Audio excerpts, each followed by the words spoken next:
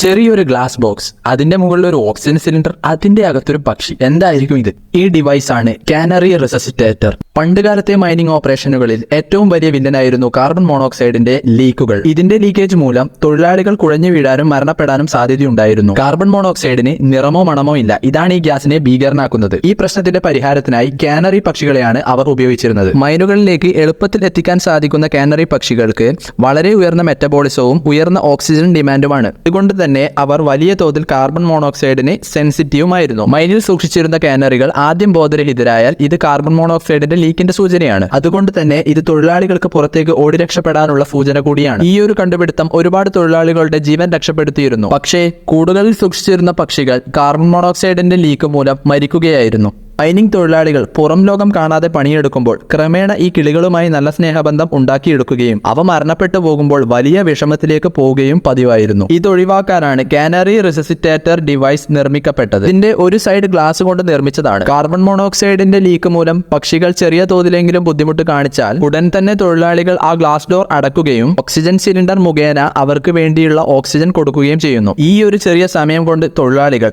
പക്ഷികളെയും കൊണ്ട് പെട്ടെന്ന് തന്നെ മൈനിന്റെ പുറത്തേക്ക് ഓടി രക്ഷപ്പെടുകയും ചെയ്യുന്നു.